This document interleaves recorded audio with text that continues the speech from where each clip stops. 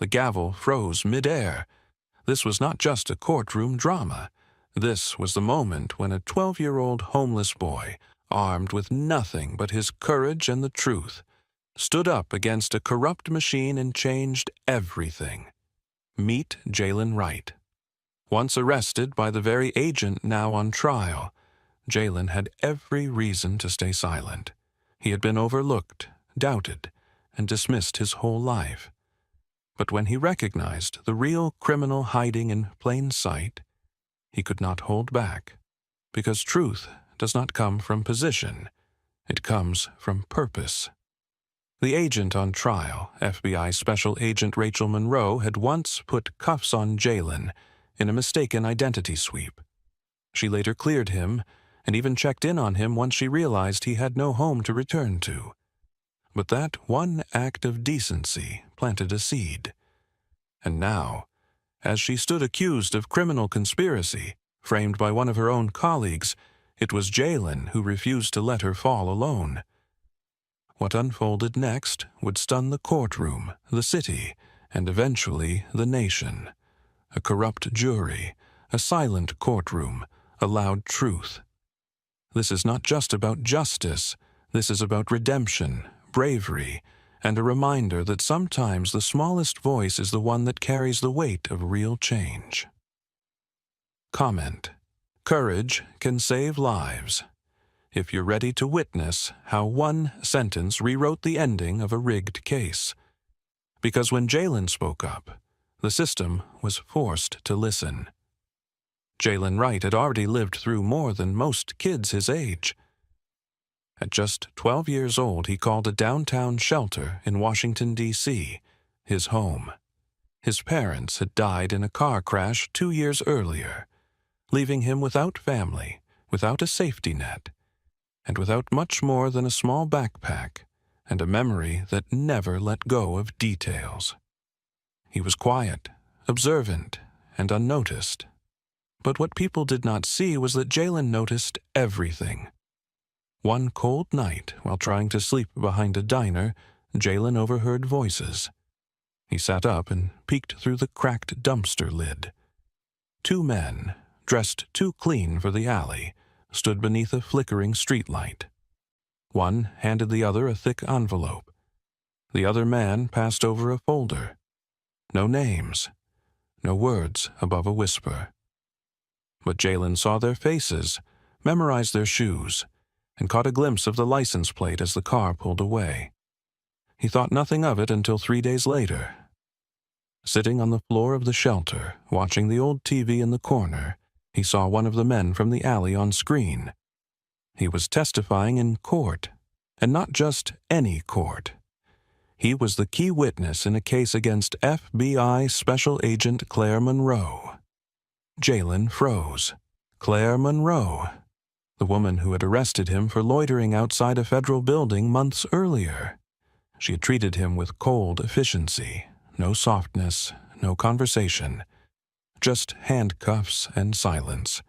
But she had not been cruel, and days after the arrest she returned, not to punish, but to release, to admit a mistake. That stuck with Jaylen, because adults did not usually admit when they were wrong. Now she was the one in handcuffs. Now she was the one everyone believed was guilty. She treated me like I didn't matter, Jaylen whispered to himself, but she's not dirty. He remembered the man from the alley, the envelope, the glance over his shoulder. It clicked. Jaylen had a choice. He could stay quiet, hide, keep his head down and hope the system never noticed him again, or he could speak. Speak up for the woman who once judged him. Speak up against the man now calling her corrupt. Speak the truth, even if no one wanted to hear it from a kid like him. He chose courage. Comment brain. If you believe sometimes the people who save us are the ones we least expect. Because Jaylen Wright saw what others missed and refused to stay silent. Agent Claire Monroe sat motionless at the defense table, her hands clenched tightly in front of her. The courtroom buzzed with finality. The prosecution had wrapped up their argument. The jury seemed firmly convinced, and Judge Rollins adjusted his glasses with the weight of sentencing heavy in the air. "The evidence is overwhelming," the prosecutor declared, voice booming with authority. "We ask for immediate sentencing." Judge Rollins gave a slow nod. "Agent Monroe, any final words before judgment is passed?" Before she could open her mouth, the courtroom doors burst open. Jalen Wright, breathless and wide-eyed, ran through the aisle. His voice cut through the tension like a blade. "Ma'am, he is framing you. I saw him. I saw everything." Gasps scattered across the room like falling glass. Every head turned. Jalen pointed straight at the prosecution's star witness, a man named Martin Keene. The very man who had given detailed, confident testimony against Agent Monroe. He paid someone behind Silver's diner. I was there. He gave him an envelope and took a folder. I saw it all. The courtroom broke into chaos. "Order!"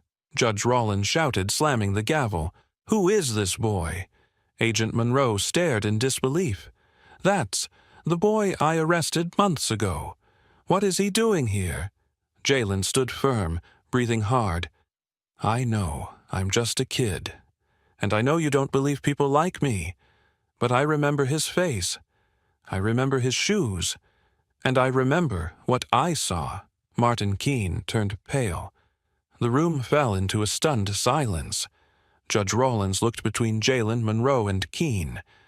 "Bailiff," he said, voice calm but firm, "remove the jury. This court will enter emergency review." Jalen didn't move. He just looked at Monroe and nodded. She looked back, eyes wide with something between shock and gratitude. Comment: let him speak, if you believe every voice deserves to be heard, no matter their past. Because when Jalen interrupted the courtroom, he did more than speak up. He cracked open the truth. Jalen Wright sat nervously in the witness chair, legs swinging slightly as the courtroom stared. A bailiff handed him a Bible, and he swore to tell the truth, the whole truth, and nothing but the truth. His voice trembled, but his eyes never wavered. He looked directly at the judge. "The man on the stand met someone behind Silver's diner," Jalen said, pointing toward Martin Keene, the prosecution's star witness. "He gave him a black folder and said, 'She won't know what hit her.'" A murmur moved through the gallery. The prosecutor rolled his eyes and scoffed. "Your Honor, this is hearsay from a homeless child with no record of credibility." But Monroe's defense attorney stood up calmly, holding a remote in hand. "Actually, Your Honor, we pulled security footage from a gas station across the alley." He clicked the remote. A monitor flickered on. Boom. Grainy but clear footage showed Martin Keene behind Silver's diner. He exchanged a folder with an unidentified man. The timestamp matched the night Jalen described. The angle even caught a partial license plate. Enough for verification. Gasps spread across the courtroom. Keene turned in his seat, visibly shaken. "Truth comes in many forms," the defense attorney added. "Sometimes it walks in when you least expect it." Judge Rollins leaned forward, gripping the edge of the bench. His gaze locked on Keene, then shifted to Jalen. "Young man, your testimony just changed the direction of this entire case." In less than an hour, the trial unraveled. The prosecution requested a recess. The media outside exploded with headlines. What was once an open and shut case against an FBI agent had turned into a firestorm of corruption. Comment: thumbs up, if you believe truth comes from the most unexpected places. Because Jalen didn't just remember, he revealed. The courtroom atmosphere was electric. The video footage had shaken the prosecution's foundation, but what came next detonated the entire case. Martin Keene, The star witness sat hunched in the stand, beads of sweat forming on his forehead. The judge had just ordered a direct inquiry. Under oath and intense questioning, the pressure cracked him wide open. "They threatened me."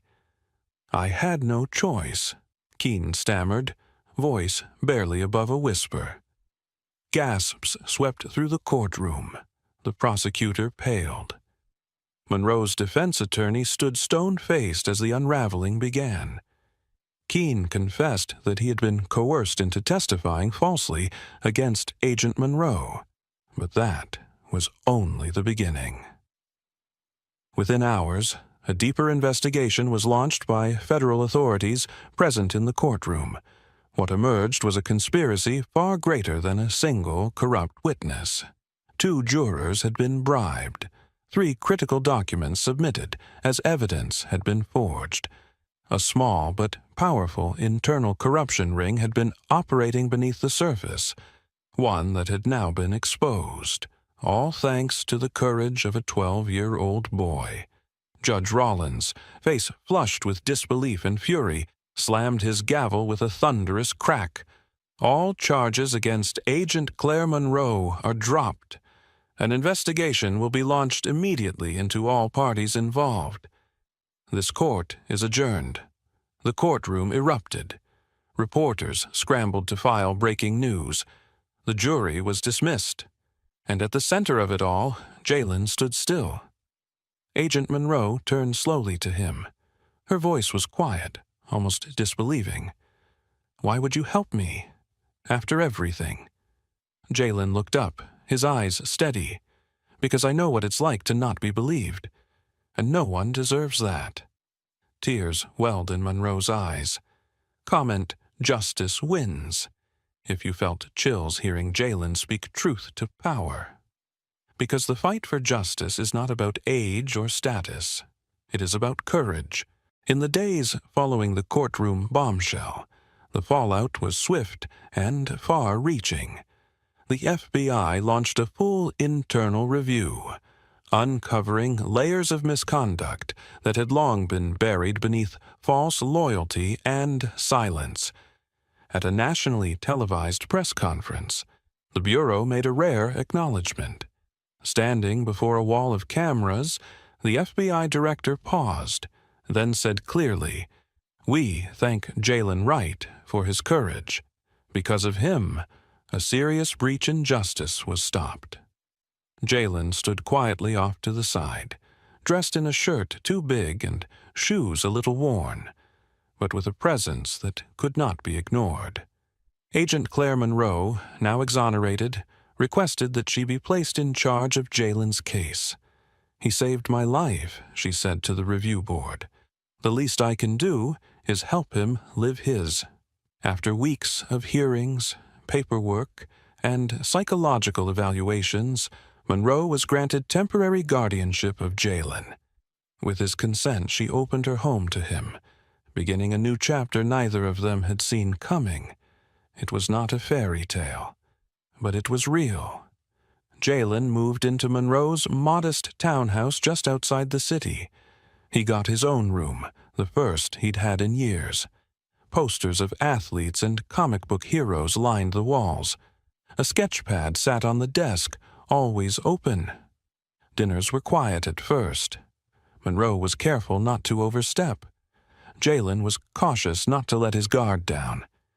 But something unspoken grew between them, a mutual understanding forged in truth and redemption.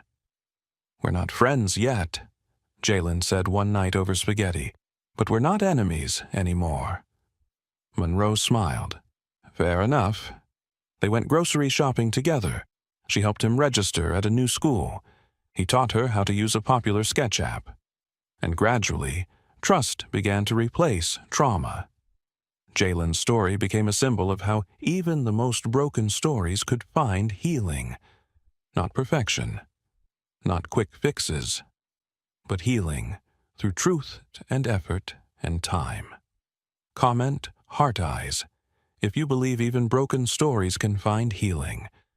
Because sometimes, courage writes the first line of a brand new chapter.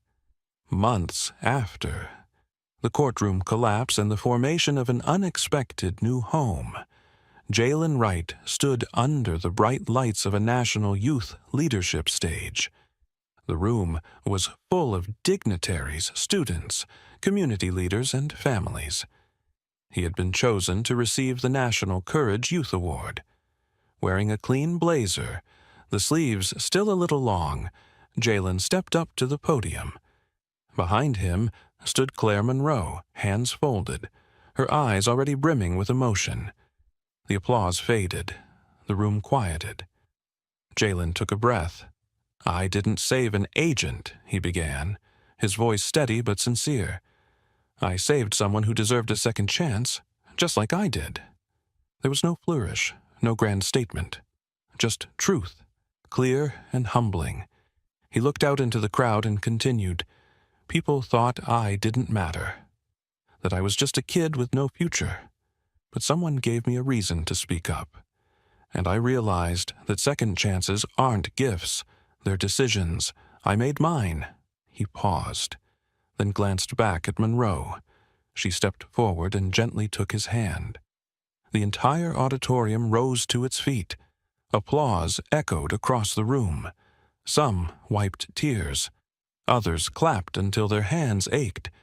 It was a single image that would circulate across headlines and timelines. A boy once written off by the system holding hands with the woman once accused by it. A picture of trust, redemption, and the power of courageous connection. Comment: Jalen is a hero if you believe in second chances and brave hearts. Because in the end, real heroes are not always the ones in capes. They're the ones who speak when silence feels safer. What started with a desperate shout in a courtroom has now grown into something few could have imagined. Jalen Wright and Agent Claire Monroe, once on opposite sides of the law, now stand side by side as allies. Together, they travel the country speaking at youth justice events, court reform panels, and school assemblies. Their message is simple but powerful. Truth matters. Empathy saves. And every child deserves to be heard. Jalen, now 13, uses his experience to advocate for better treatment of juvenile witnesses in the justice system. His story helped spark a national review of courtroom protocols involving minors. As a result, several states have introduced new policies ensuring young witnesses are given advocates, not interrogations. Just because we're kids, Jalen says, doesn't mean we don't know what we see. Monroe, once nearly condemned by her own agency, now leads training workshops within federal law enforcement on how to recognize systemic bias and rebuild trust with marginalized communities. Their story, a former agent and a once homeless boy, has become a national case study in redemption, change, and the unexpected bonds that can emerge from broken systems. It began with confrontation. It ended with connection. Comment: I still believe, if you know that hope can rise from the hardest places. For more stories that will shake your soul and restore your hope, watch our next video. Black girl interrupted the judge. My stepfather is lying. Her revelation shocked everyone. Boy walks into courtroom, points at the mayor. What he says shocks the city. Subscribe and turn on the bell so you don't miss the next moment where truth takes the stand. Share this story. Someone out there needs to hear that. Even in chaos, courage lives. Explosion, Birmingham, Alabama. Thursday, June 27th, 2022, 3:06 p.m. The courtroom buzzed with whispers. Reporters lined the aisles. Cameras were tucked into every corner. It was supposed to be another routine city hearing until it became the story that would rock the entire state. On the witness stand sat Mayor Gregory Langston, polished and practiced, wearing a smug smile as he denied every allegation brought against him. Bribery? Number displacement of low-income families? Misunderstood policies? Abuse of power? Absolutely not. And then they called the next witness. Andre Bell, 12 years old. Slim suit, nervous eyes, but a spine of steel. He stepped forward slowly. The room fell silent. Andre adjusted the mic, cleared his throat, and with one finger pointed, he said, "Mr. Mayor, you are the one who—" The courtroom gasped. This was not just a child. This was a witness. And what came next would change everything. This is the story of Andre Bell, a 12-year-old black boy who risked everything to speak the truth in front of those who thought they were untouchable. A mayor lied. A boy exposed him. The city trembled. Comment: truth has no age. If you're ready for the most unforgettable confrontation of the year. Because sometimes the smallest voice delivers the loudest justice. Andre Bell was not supposed to be at the center of the biggest political scandal in Birmingham's recent history. He was supposed to be studying for his science quiz, walking home from school with his backpack slung over one shoulder, and reading books about planets and rockets. But life in Block 9 rarely followed the script. Block 9 was one of Birmingham's oldest neighborhoods, a place full of the proud families, chipped bricks, and stories carved into every sidewalk crack. It was also a place the city had long forgotten, potholes unfilled, parks broken down, and trash pickups that never came on time. Andre lived with his grandmother in a small two-bedroom apartment. She was tough, sharp-tongued, and the unofficial voice of the neighborhood.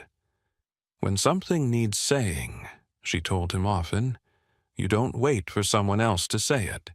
You stand up. You speak out. Weeks before the courtroom chaos, the community center just 2 blocks from their home caught fire under suspicious circumstances. It had been scheduled for renovations, thanks to a petition signed by hundreds of Block 9 residents. Then came the whispers. Then the documents. A local journalist leaked city records that showed funds earmarked for the community center had been rerouted. The destination? A private golf course development near Mayor Gregory Langston's estate. Andre's grandma had been helping organize a case against the mayor. She had spoken at town halls, rallied local churches, and even prepped to testify at the hearing. But days before she was set to speak, she collapsed. A stroke. Hospitalized. Unable to attend. Andre sat beside her hospital bed, her frail fingers wrapped around his. "Don't let them silence Block 9, she whispered. That night, Andre called the community attorney. "If she can't speak, can I?"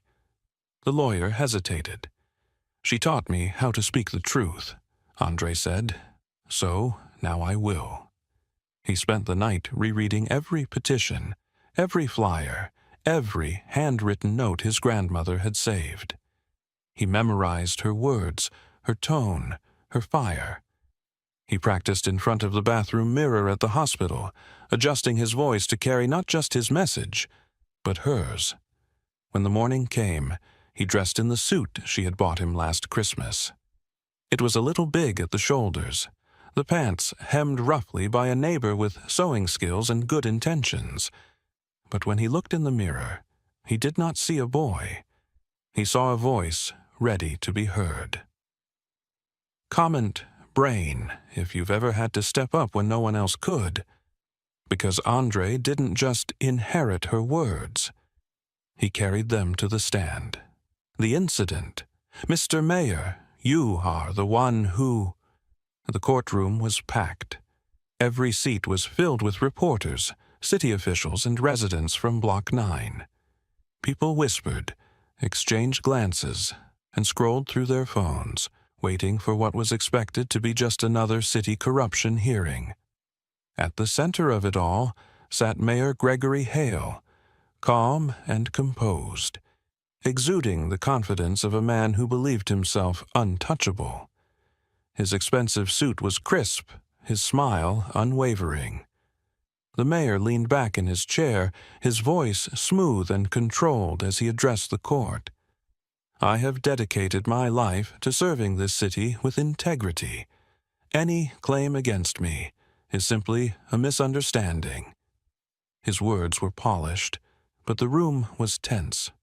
The people of Block 9 were not buying it. They had heard promises before. They had seen funds disappear. They had watched their community crumble while the wealthier parts of the city flourished. Then the bailiff called the next witness. "Andre Bell, please take the stand." A murmur rippled through the crowd. A child? Some scoffed. Others exchanged skeptical glances.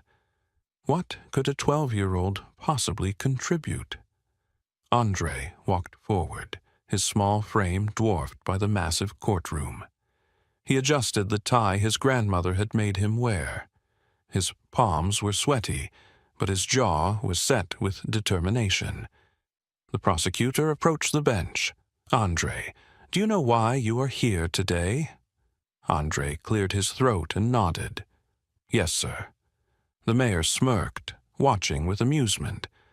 This was a game to him, but Andre was not here to play. The prosecutor nodded. "Then please, tell the court what you know." Andre inhaled sharply. Then he pointed his small finger straight at the mayor. "Mr. Mayor, you are the one who stole from us.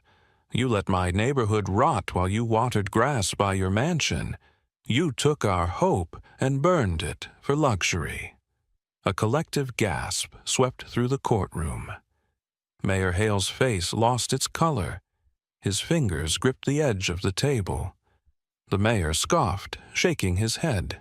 "That is ridiculous. He is just a kid." Andre's voice rose. "I am a kid who knows the truth. You said there was not enough money to fix the Block 9 community center, but you had enough money to build a golf course by your house." The courtroom rumbled with whispers. Reporters frantically typed on their phones. Cameras zoomed in. The judge banged his gavel. "Order in the court." But Andre was not done. He reached into his pocket and pulled out a crumpled piece of paper, the leaked email that had been circulating online. He held it high. "I printed it. I read it. I understand it. You signed it." Gasps echoed. People turned to the mayor, whose hands were now balled into fists. His once confident smirk had vanished. The prosecutor took the paper from Andre and presented it to the judge. "Your Honor, this document proves Mayor Hale knowingly redirected funds meant for the community into private developments. This is fraud. This is corruption. And this is the testimony of a young man who had the courage to say what so many have been afraid to." The courtroom was dead silent. Then, an eruption. The gallery exploded into murmurs, gasps, and camera flashes. Some people clapped. Others yelled. The mayor's lawyers scrambled. Mayor Hale opened his mouth to protest, but the judge silenced him with a look. "This hearing is now in recess. We will reconvene after a formal review of this new evidence." Andre exhaled. His hands were shaking, but his heart was steady. The courtroom had just witnessed something historic. Comment, "Let that boy speak," if you felt the weight of those words. Within hours, Andre's testimony was on every major news channel. Clips of him standing in court, pointing at the mayor, and declaring the truth played on repeat. News anchors analyzed every word. Legal experts debated the case, and citizens of the city were left in shock. The hearing, which was expected to be nothing more than routine, had transformed into a scandal of historic proportions. Online, hashtags like #Block9Truth and #Andre versus Mayor began trending. People from all over the country shared their thoughts. Some called Andre a hero, a brave young man who had the courage to stand against corruption. Others demanded immediate action, calling for a deeper investigation into city finances. The mayor's office scrambled. Press releases were issued, filled with carefully worded denials and attempts to downplay the situation. A spokesperson from the mayor's office made a public statement. The young man was clearly emotional. He does not fully understand the complexities of city budgeting. We remain confident that the facts will show Mayor Hale acted appropriately. But the people of Block 9 knew better. Community groups, activists, and even local businesses started digging. They uncovered more emails, messages between city officials discussing the budget redirections in secret. One leaked memo even admitted that public backlash was expected, but that it would die down quickly. The city council, now under extreme pressure, launched an emergency ethics hearing. At first, the mayor doubled down. He insisted that Andre was confused, that the young boy had misinterpreted what he read. He claimed that his decisions were in the best interest of the entire city, not just one neighborhood. But it was too late. The floodgates had opened. Residents of Block 9 filled the streets, holding signs, chanting Andre's name and demanding accountability. News helicopters captured aerial shots of the protests, showing the overwhelming number of people standing together for justice.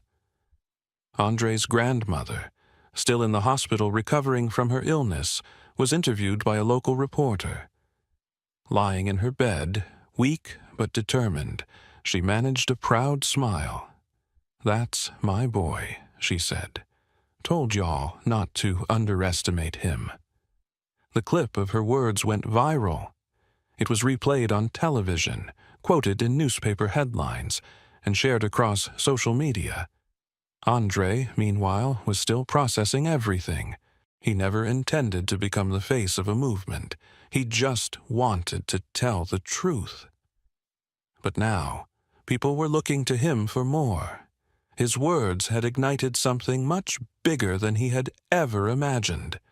The mayor, once so confident and untouchable, now faced the weight of public scrutiny. The Ethics Committee subpoenaed records, called in more witnesses, and examined the financial transactions in question. For the first time in years, the people of Block 9 felt hope. The story had grown beyond one boy's testimony. It was now a fight for justice, for truth, and for every neglected neighborhood that had ever been ignored by those in power. Andre's small voice had become the loudest sound in the city. Like if you believe the smallest voices often tell the biggest truths. Mayor Hale's empire crumbled in just 48 hours. The verdict was damning: ethics violations, fund misappropriation, and perjury. The man who once held the city in his grip now stood disgraced, stripped of power, and forced to resign under mounting pressure. The governor wasted no time, declaring a special election to restore leadership. But for the people of Block 9, this was not just about a new mayor. They wanted justice. The stolen funds had left their neighborhood in ruin, underfunded schools, crumbling infrastructure, and empty promises from politicians who saw them as little more than a statistic. They demanded full restoration, not just an apology. And at the heart of it all was Andre, the 12-year-old who had stood up when no one else would. The citywide press conference was packed. Journalists, community leaders, and residents filled every available space.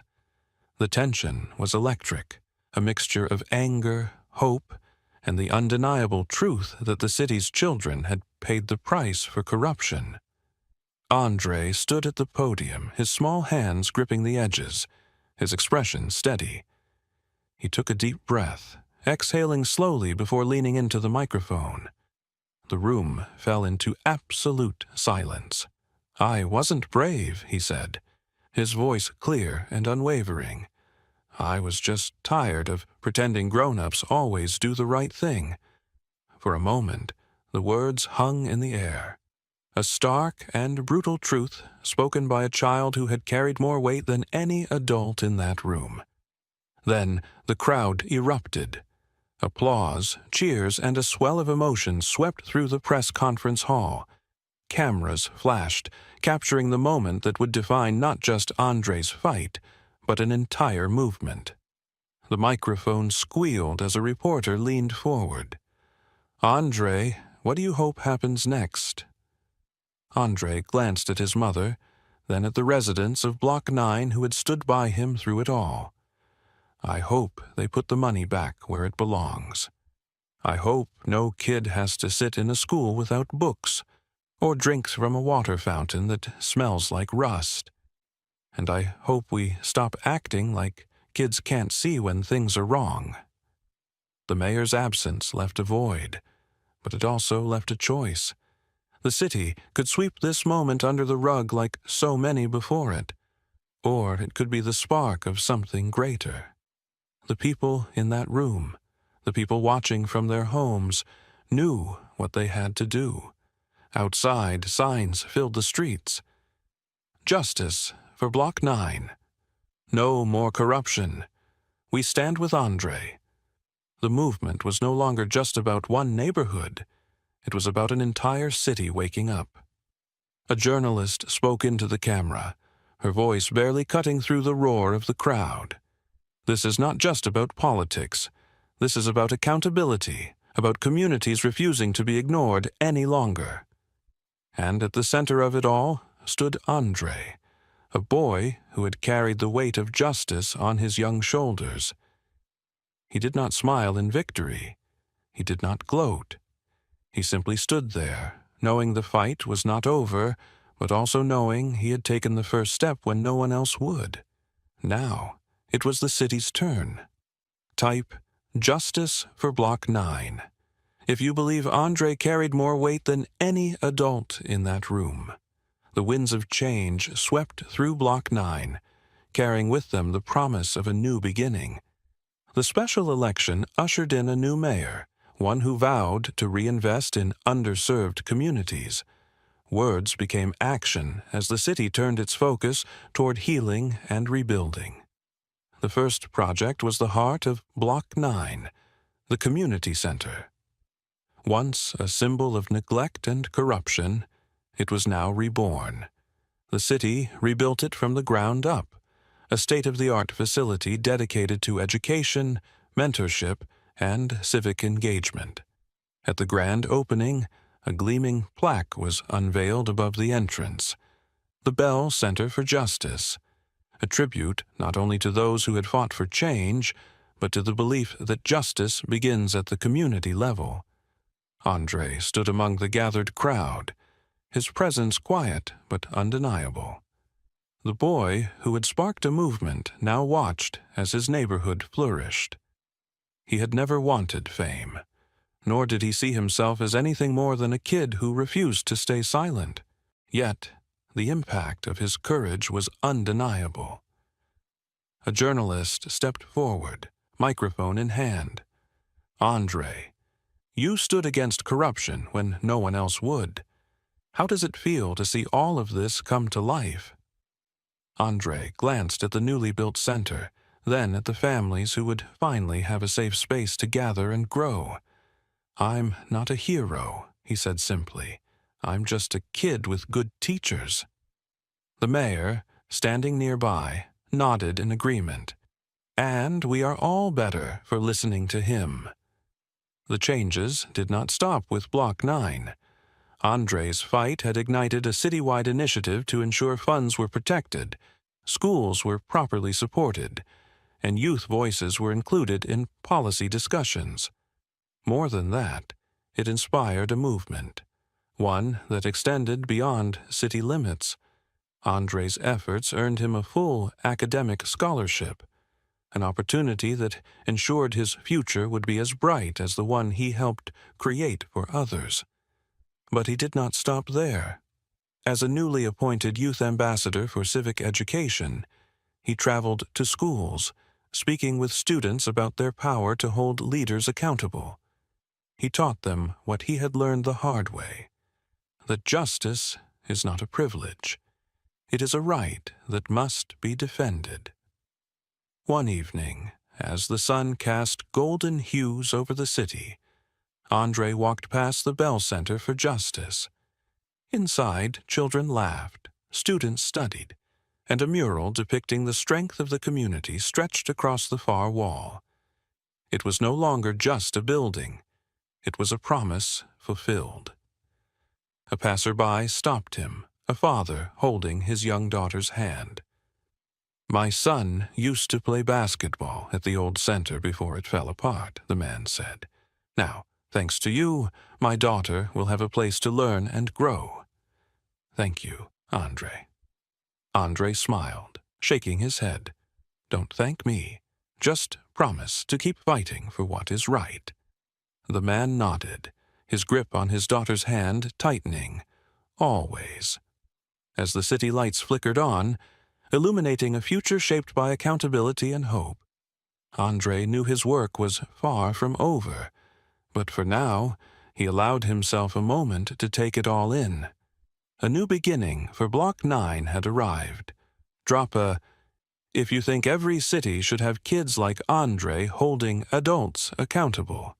A month had passed since the scandal shook the city, and Andre's name had traveled far beyond Block 9.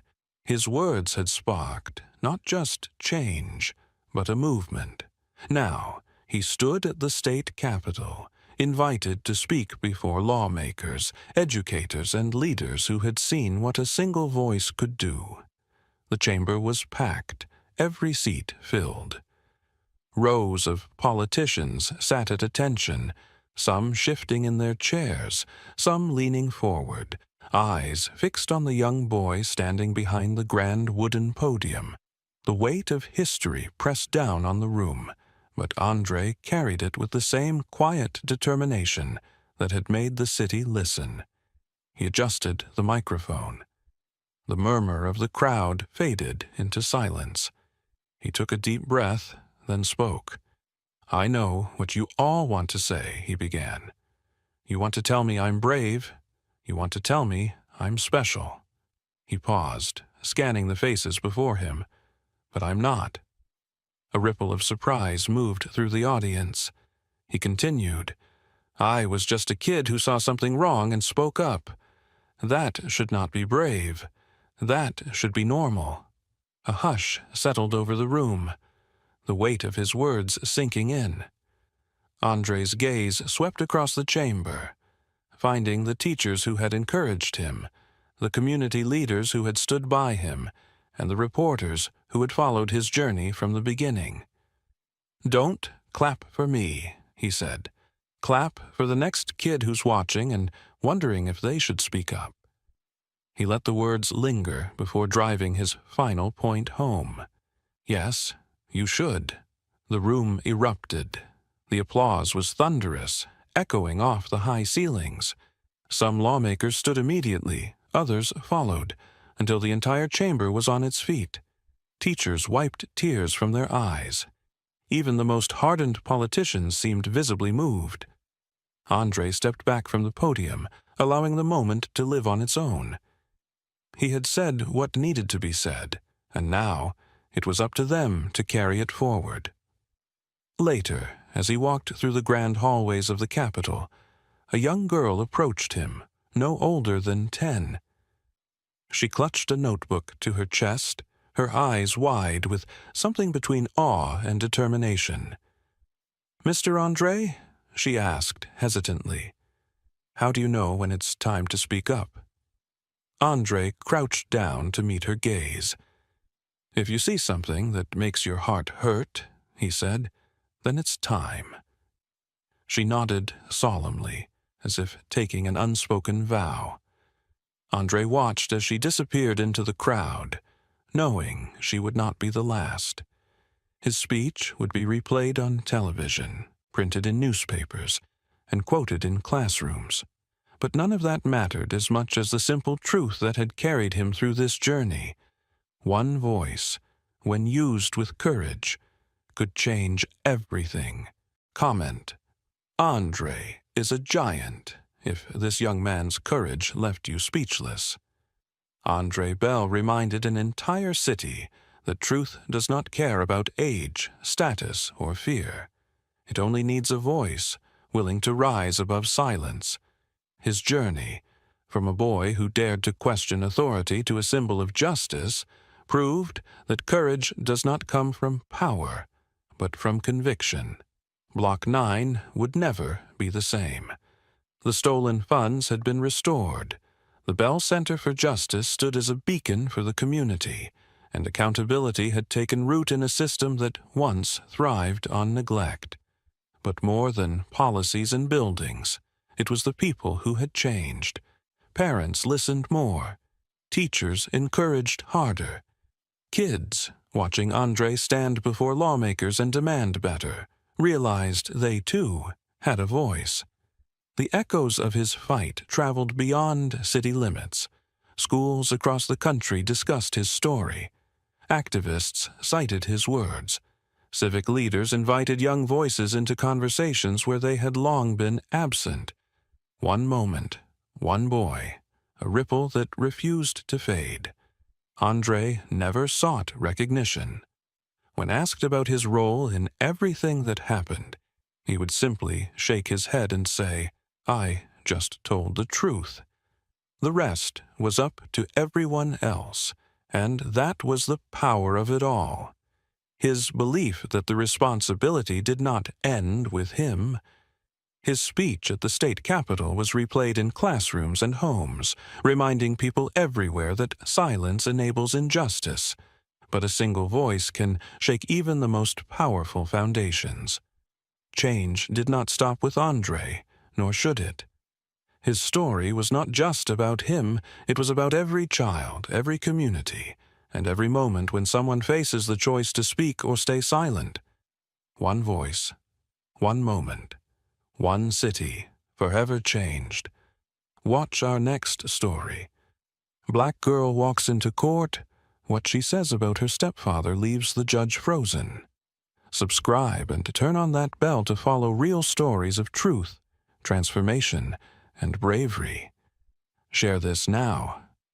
Someone out there is one voice away from speaking up. Los Angeles, California. Would you risk your life for someone who wouldn't even look at you?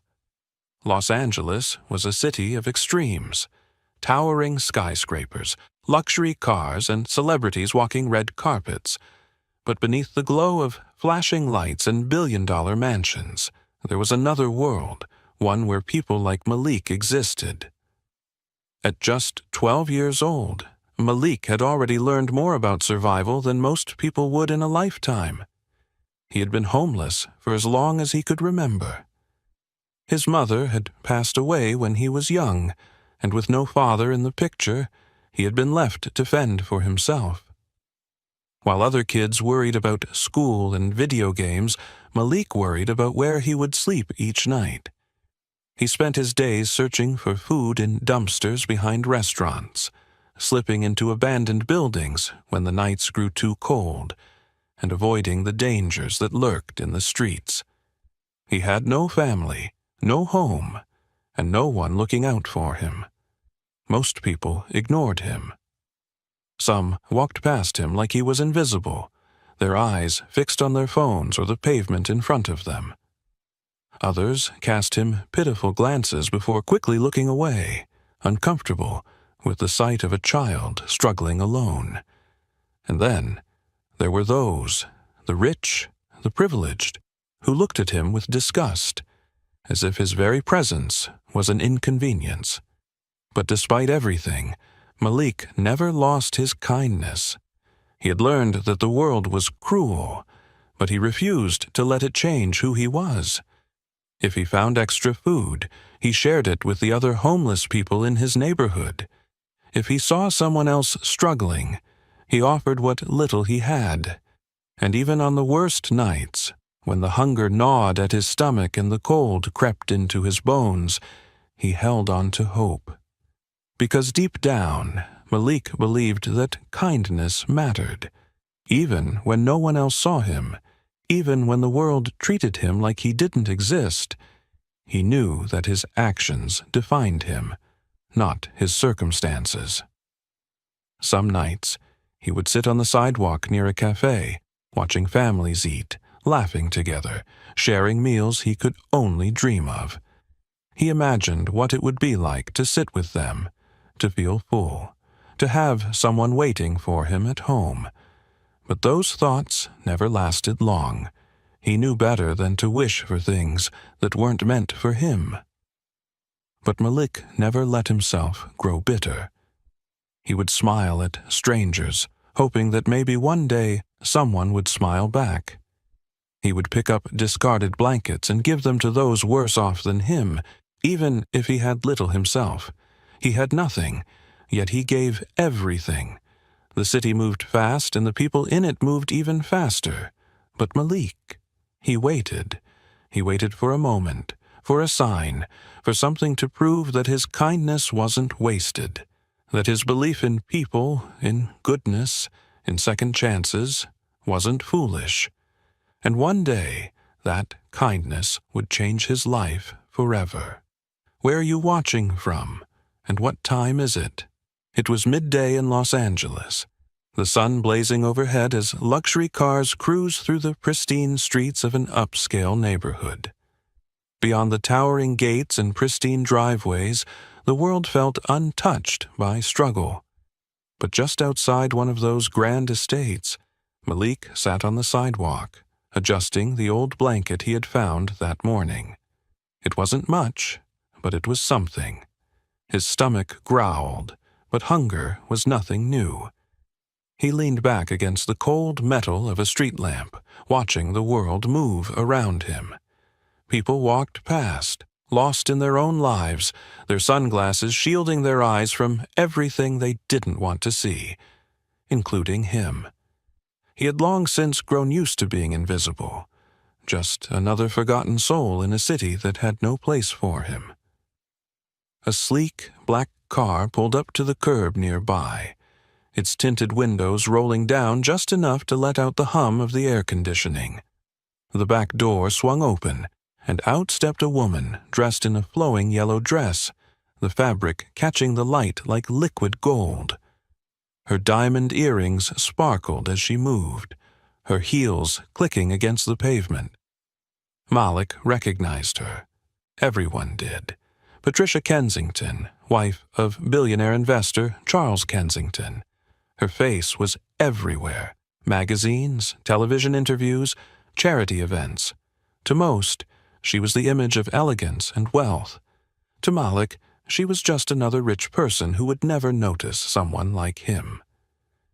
She rummaged through her purse, searching for something, completely unaware of her surroundings. Malik wasn't paying much attention until he saw movement from across the street. A man in dark clothing approached, his pace quick but calculated. Something about the way he moved sent a chill down Malik's spine. Then, in a single motion, the man pulled a black ski mask over his face. Malik's eyes widened. His heartbeat pounded in his ears. The man's hands tightened around a rope tucked beneath his jacket, his steps growing more deliberate. His movements were practiced, intentional. This wasn't some random act. This man had a plan. Patricia Kensington had no idea what was about to happen. Malik did. Every instinct screamed at him to stay quiet, to look away. This wasn't his problem. He was just a kid. What could he possibly do? But deep down, he knew the truth. If he did nothing, she wouldn't stand a chance. The streets remained silent. No one else noticed. No one else cared. But Malik did.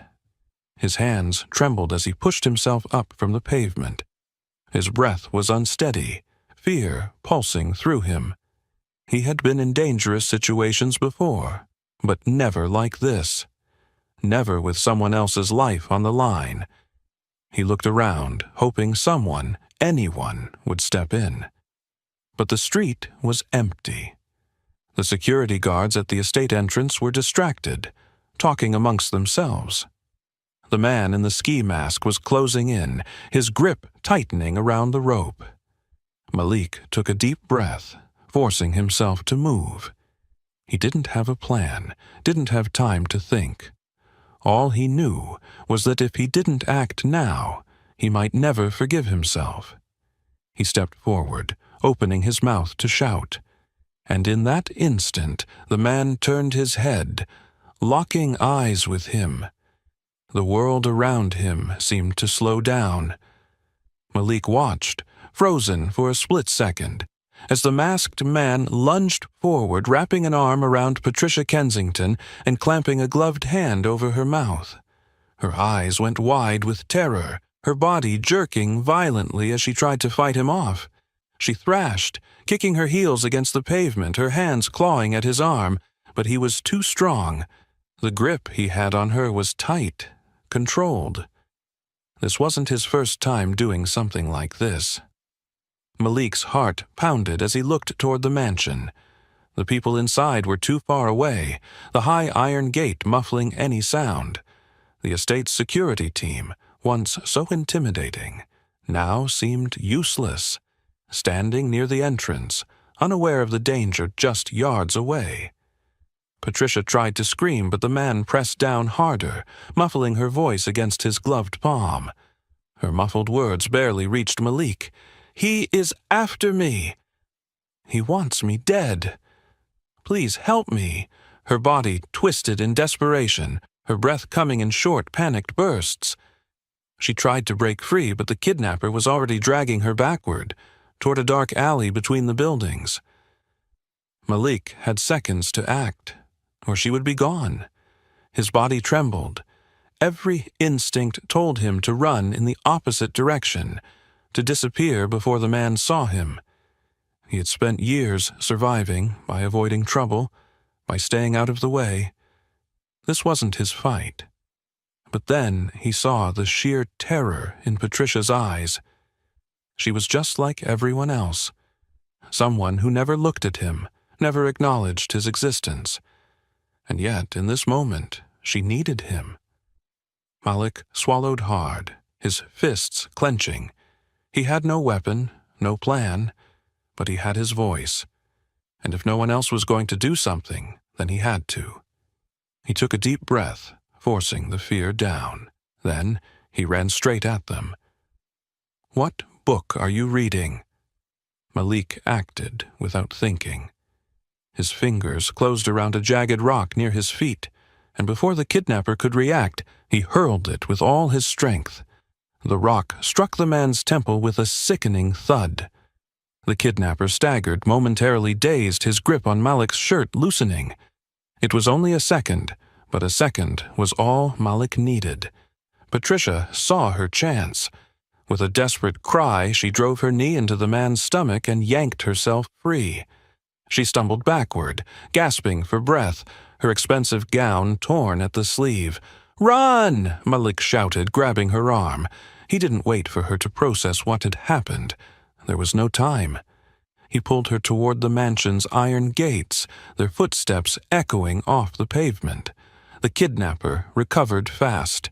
Shaking off the blow, he let out a curse and lunged after them, his heavy boots pounding against the sidewalk.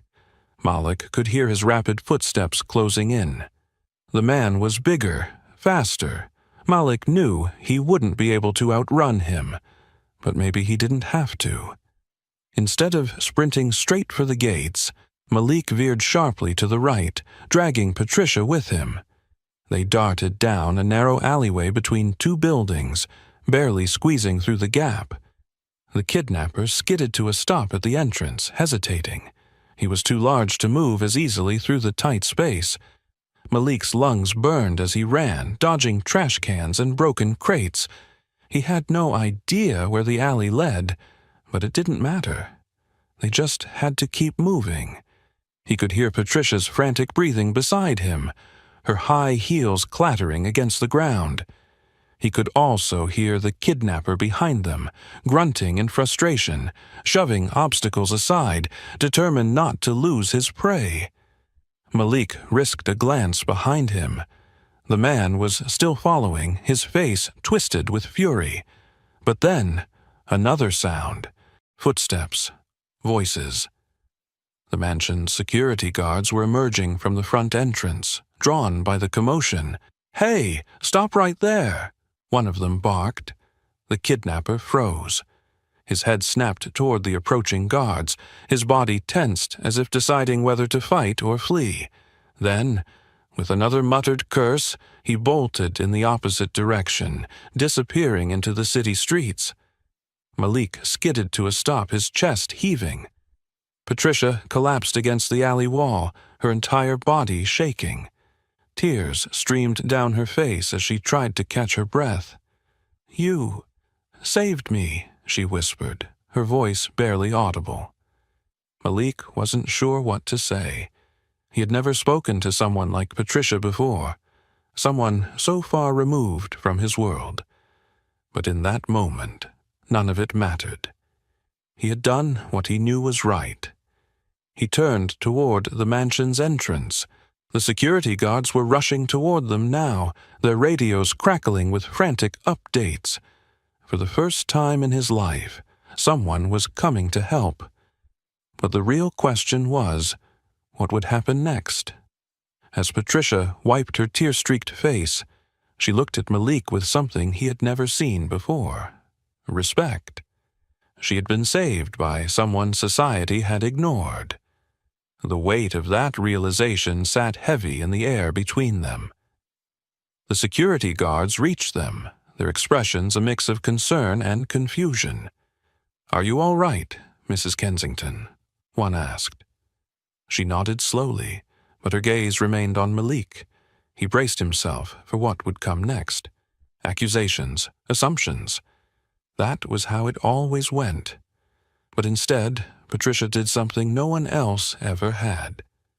She reached out her hand. Malik hesitated, then took it. And in that moment, everything changed. The grand double doors of the Kensington mansion swung open with force. Patricia rushed inside, breathless, her gown torn, her hands still trembling. Malik followed hesitantly, his heart hammering as he stepped into a world so far from his own. The air inside was thick with expensive perfume and polished wood, but it felt colder than the streets outside. Before Malik could even process what was happening, security guards swarmed them, guns drawn, voices sharp. "Mrs. Kensington, what happened? Are you hurt? Who is this?" Patricia barely had time to answer before another voice cut through the chaos. "What the hell is going on?" Richard Kensington, Patricia's husband, stood at the top of the grand staircase, his sharp suit pristine, his presence commanding. His piercing eyes scanned the room before locking onto Malik. They narrowed with suspicion, then disgust. Patricia turned toward him, still breathless. "Richard, listen to me. I was almost kidnapped. This boy, he saved my life." Silence. The room stilled. Every gaze shifting toward Richard as he took slow, deliberate steps down the staircase.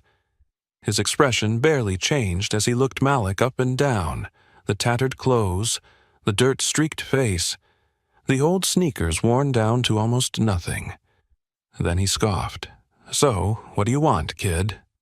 Money?" Malik blinked, stunned.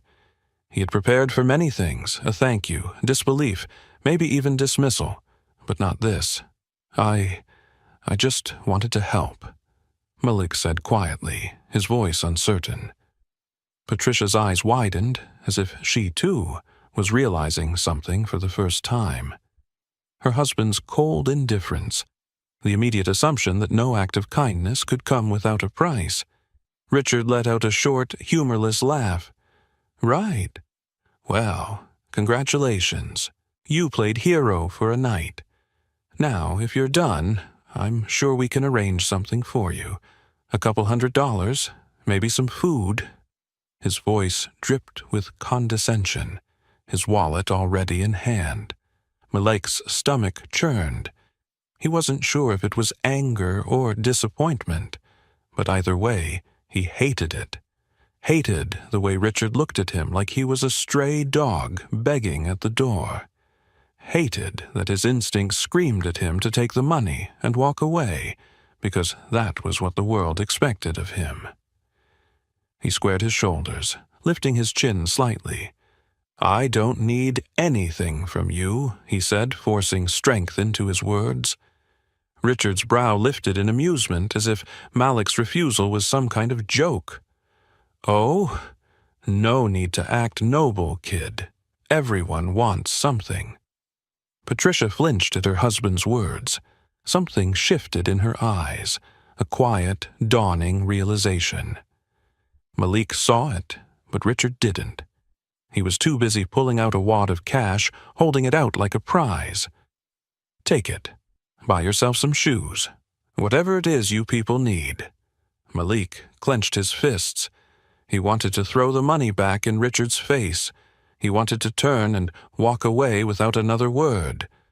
But before he could move, something unexpected happened. Patricia reached out and grabbed Richard's wrist, lowering his hand with a force that startled even him. "Stop!" Her voice was quiet, but firm. Richard frowned. "What?" "Just stop," she repeated, shaking her head.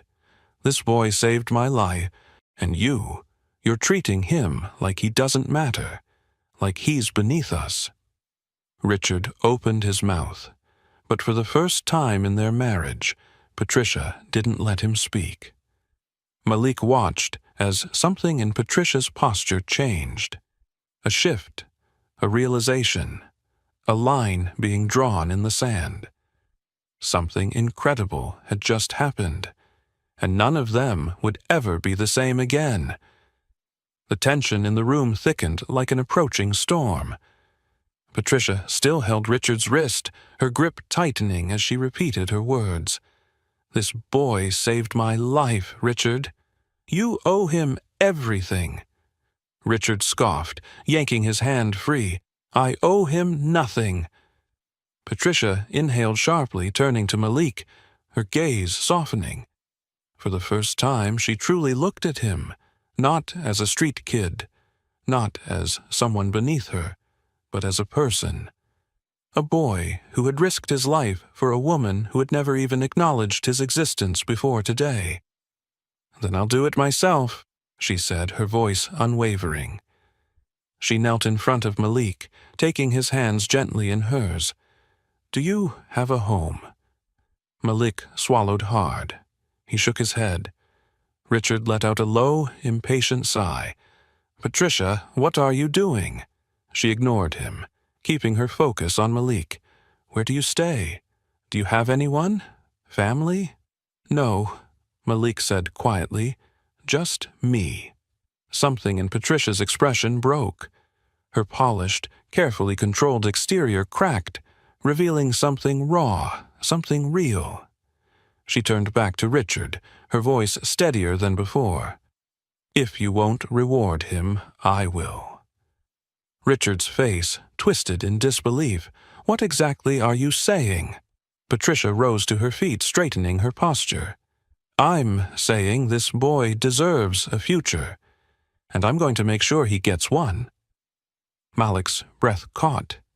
He wasn't sure what she meant, wasn't sure if he should trust it. The world had taught him not to believe in miracles. But Patricia's eyes held something he hadn't seen in a long time. Sincerity. Richard shook his head.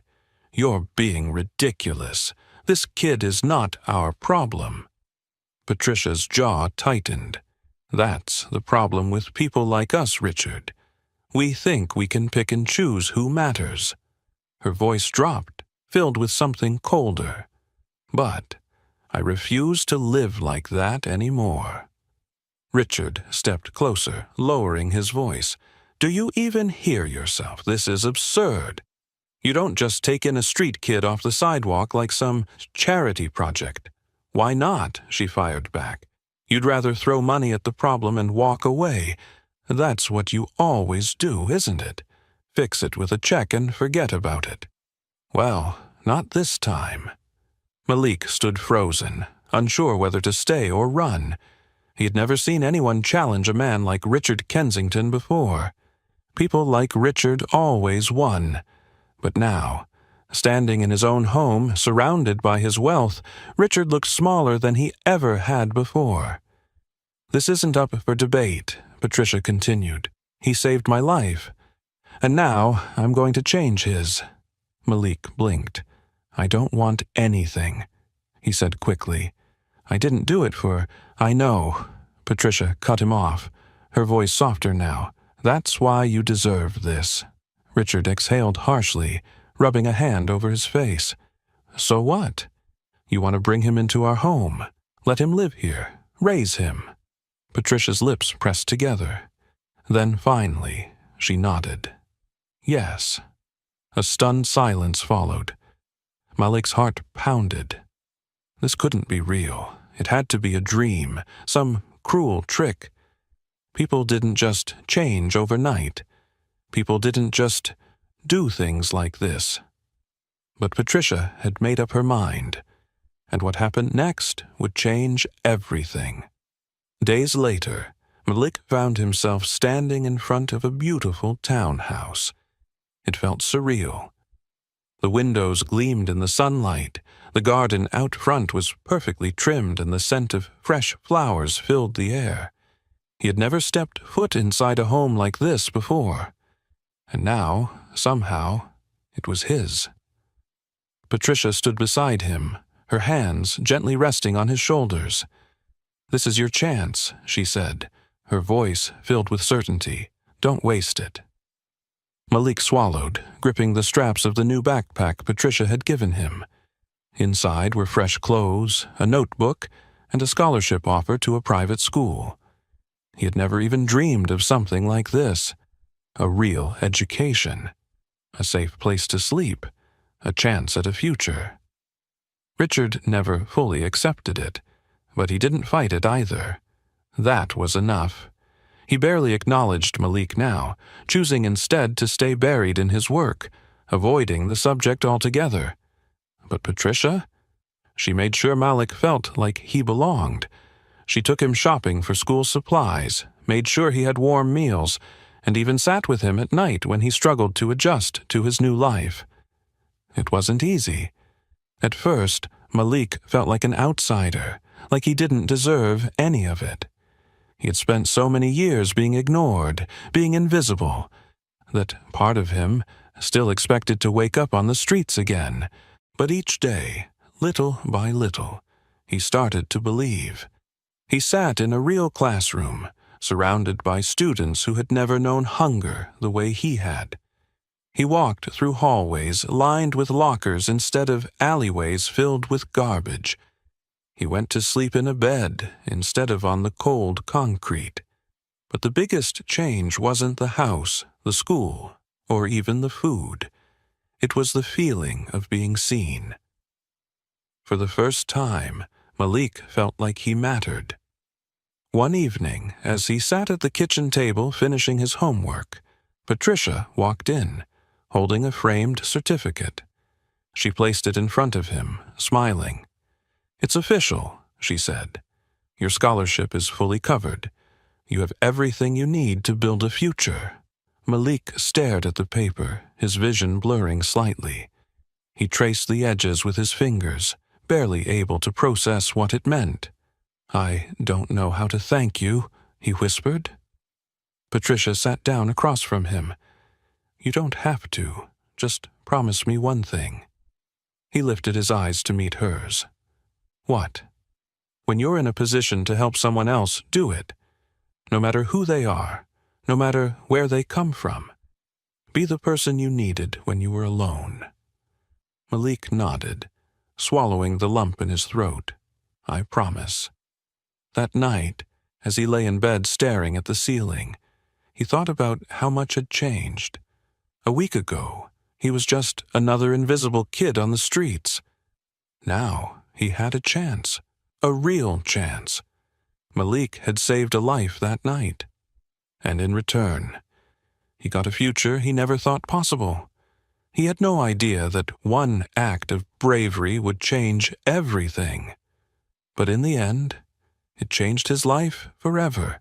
Jaden, an 11-year-old black boy, walked the streets of the city with a determined look in his eyes. His clothes were ragged, torn at the seams from the wear of time and hardship. His shoes, once sturdy, were now barely held together by fraying laces. Every day was a battle, scavenging for food, searching for shelter, and avoiding the danger that lurked around every corner. The streets were both his enemy and his home. Despite the heavy weight of his reality, Jaden never let the harshness of life break his spirit. His face was often streaked with dirt and his hair was unkempt, but his eyes glimmered with something more: hope. He was a kid who had seen far too much for someone his age, but Jaden still held on to the belief that something better was out there. That belief made him different from the other kids in his neighborhood. The world might have written him off, but he refused to let that stop him from pushing forward. Every day was a cycle of survival. Jaden was often seen sitting on the street corners, eyes scanning the crowd for any opportunity. He spent most of his time rummaging through trash cans, trying to find discarded food or anything he could use to make his life just a bit easier. People passed him by, ignoring his presence, pretending he wasn't even there. Some would glance his way, but not many. To them, Jaden was just another invisible kid, a part of the backdrop, another face among many in a world that had no time for people like him. To those who did notice him, Jaden was a reminder of everything they didn't want to acknowledge. A black boy, homeless, his ragged clothes and dirt-streaked face were all they saw. Never the sharp intelligence in his eyes, never the kindness that lingered in his heart, despite all he had endured. To them, Jaden was nothing more than a statistic, an outsider, someone who didn't belong in their world. As Jaden walked, he couldn't help but notice the bustling crowds that streamed past him. People moved in every direction, all absorbed in their own lives, indifferent to his existence. The sharp click of high heels, the constant beeping of phones, the hum of conversations, all of it blended into a symphony of apathy. He was just another face in the crowd, barely worth a second glance. No one cared about the boy who walked in the shadows. And yet, there was one person who stood out from the rest: FBI agent Mark Collins. He was walking briskly, flanked by his colleagues, his posture radiating confidence and authority. Mark was the FBI chief, a respected and powerful man who had earned his place at the top. His colleagues whispered in admiration as he moved through the busy streets, surrounded by the kind of respect Jaden could only dream of. His uniform was pristine, his heels clicking with a rhythm that matched his unwavering confidence. In his world, there was no room for doubt, no hesitation. He was in control, and no one could challenge that. But even Mark Collins, with all his power, was vulnerable in this crowded, indifferent city. As he stepped away from a meeting with important figures, his stride faltered. A piece of food stuck in his throat, causing him to cough violently. He grabbed his throat with both hands, panic flashing across his face as he gasped for air. His colleagues didn't notice at first. The crowd moved in their usual fashion, barely glancing his way. Mark's face reddened, and his breathing became shallow as he fought to clear his throat. But it was no use. The choking sensation intensified, and his hands trembled as he struggled for a breath that wouldn't come. The busy street, filled with people who passed by without a second thought, seemed deaf to his distress. The sounds of the city drowned out his quiet gasps for help. Mark's world, usually so controlled and confident, was suddenly slipping out of his hands. He needed help, but the people around him, oblivious to the danger he faced, continued walking without noticing the man struggling for his life. It was then, as Mark stumbled forward, clutching his throat, that Jaden's eyes caught sight of him. He was standing at the edge of the crowd, watching the scene unfold before him. The chaos of the streets, the rush of people couldn't distract him from the man's distress. Jaden's heart raced. Something told him this wasn't just another day. The man needed help, and in that moment, despite his own hardships, Jaden's instincts kicked in. He couldn't stand by and do nothing. The city may have ignored him, but Jaden wasn't about to ignore someone else's pain. Jaden's eyes locked onto Mark as he gasped for air, his face flushed with panic. His heart raced, but his body acted instinctively. He'd seen people choke before, on food, on smoke, on life, and in those moments, Jaden had learned the importance of being quick. He didn't hesitate. Without thinking about the crowd that stood frozen in confusion, he pushed through them, weaving between people who were too stunned to react. The noise of the city, the sounds of feet shuffling, and the murmur of voices faded away in his mind. There was only one thing: Mark's desperate struggle to breathe. Jaden reached him in seconds. He was small, but his arms were strong from years of surviving on the streets. He placed his hands firmly on Mark's abdomen, just as he had seen in movies and street videos. His heart pounded, and his palms were sweaty, but his hands were steady. He gave the first hard thrust. Nothing happened. Mark's face remained pale, his mouth still open in silent desperation. The crowd began to murmur again, voices rising in doubt. A few people made hesitant steps forward but stopped, unsure of what to do. Jaden took a deep breath, pushed harder, and with a final forceful thrust, the obstruction came loose. Mark's eyes went wide as he suddenly coughed violently, gasping for air. His body jerked forward as the piece of food shot from his throat, and he sucked in a deep, desperate breath. For a moment, the world around them seemed to freeze. Mark stood there, still in shock, his hands clutching his throat, but his breath was coming back. The immediate panic on his face slowly transformed into relief as he looked at Jaden, his eyes wide with disbelief. I can breathe," Mark gasped, his voice hoarse. He looked at Jaden, his hands still shaking, but there was awe in his expression. "You saved me." The crowd, which had been standing in stunned silence, began to murmur again, but this time it was different. There was no mockery, no judgment. Instead, they were silent in awe of what Jaden had just done. For a moment, the world seemed to shift. Jaden, the boy who had been invisible just moments before, the boy no one had given a second glance, had just saved the life of one of the city's most powerful figures. The people who had watched, waiting for someone else to act, now stood in stunned silence. Jaden's hands were still shaking, his heart racing in his chest, but he didn't feel scared anymore. He had done something that mattered, something real. His instincts had kicked in, and he had done what needed to be done. Mark was alive. "Thank you," Mark said again, his voice breaking with emotion. He reached out to him, his hands still trembling.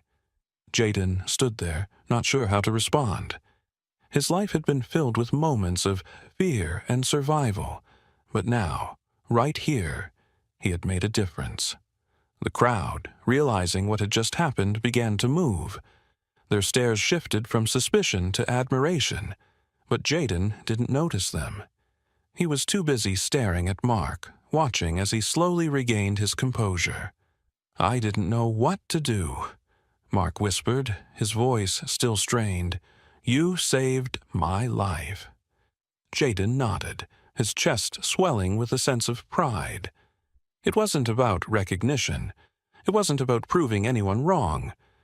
It was about doing what was right, and he had done just that. As Mark stood, gasping for air, the mood of the crowd shifted. What had begun as an awe-filled silence quickly turned into murmurs of discomfort. Jaden stood a few feet away, his chest heaving as he caught his breath. He was still processing what had just happened, his mind racing. The weight of the situation was starting to settle in. He had saved Mark, the FBI chief. But as the murmur began to swell, Jaden's moment of triumph quickly soured. The stares he had felt before, those of suspicion and fear, now turned to something worse, mockery. A woman in the crowd, her arms crossed and lips curled in disdain, let out a loud, derisive snort. "Why is a kid like him even touching him?"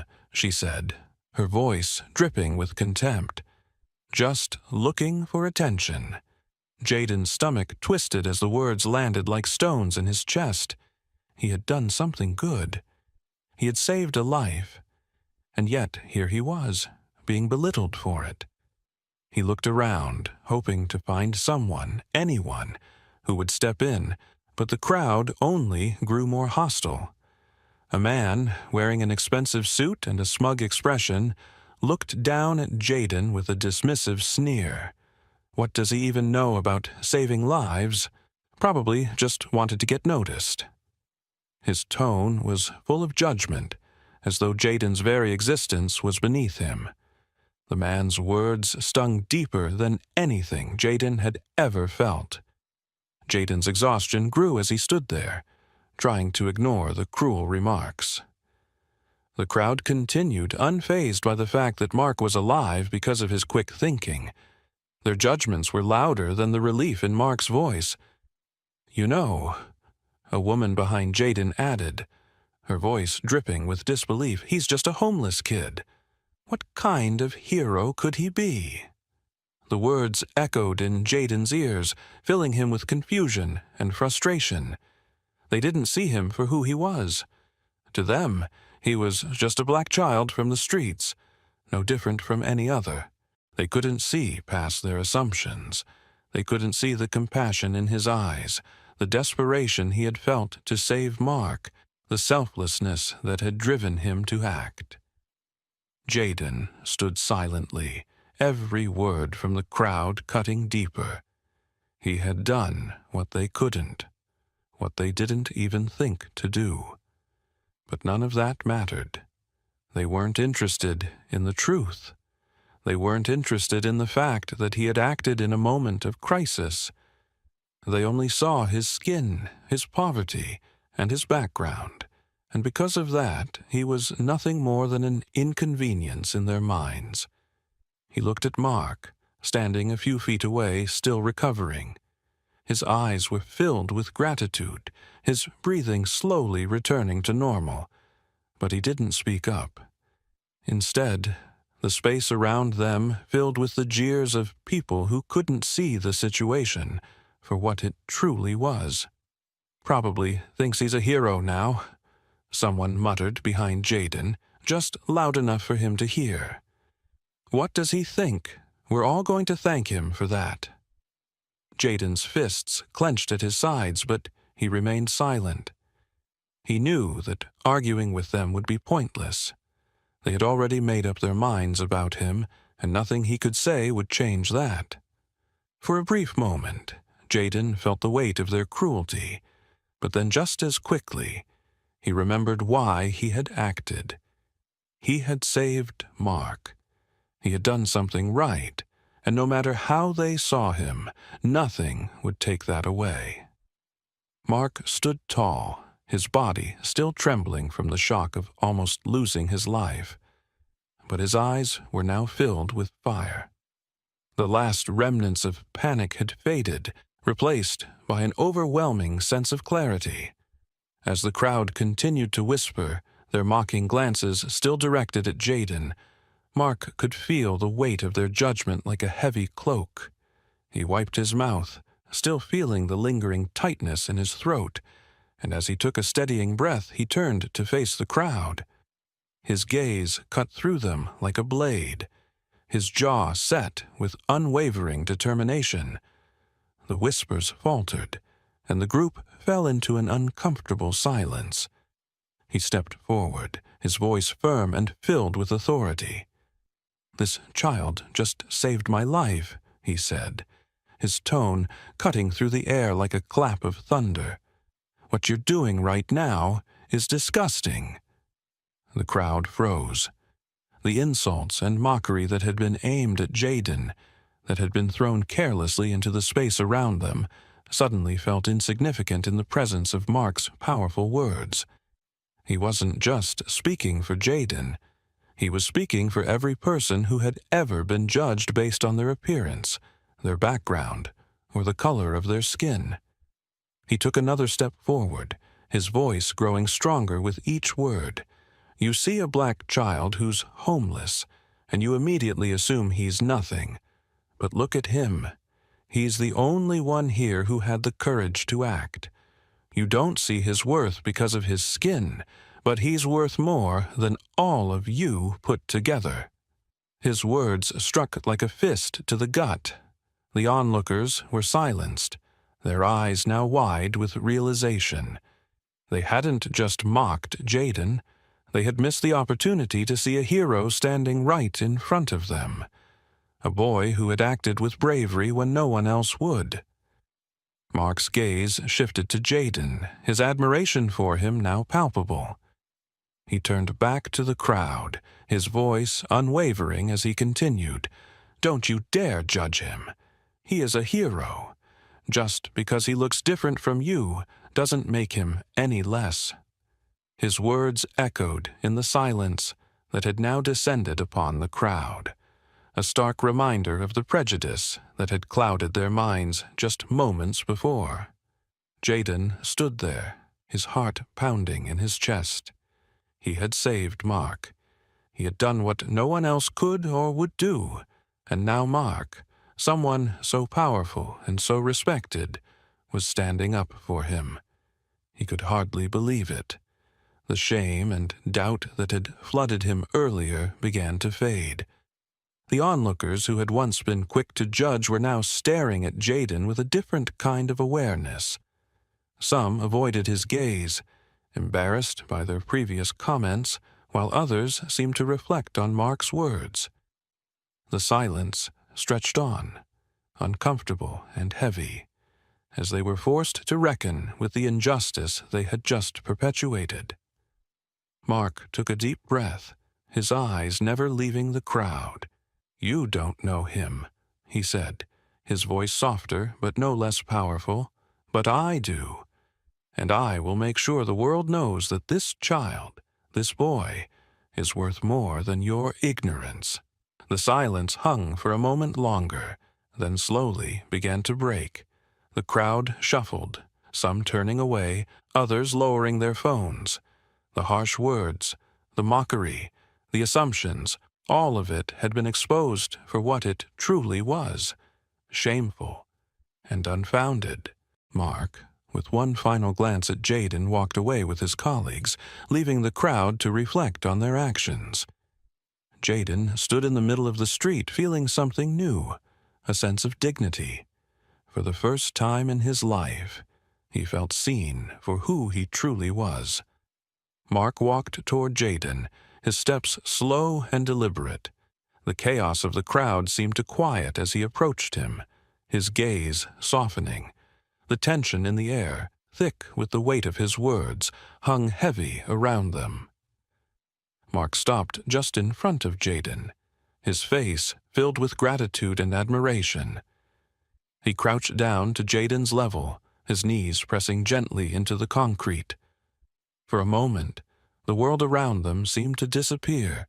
The murmurs of the crowd, the harsh stares, the dismissive glances, all of it faded as Mark placed a hand on Jaden's shoulder.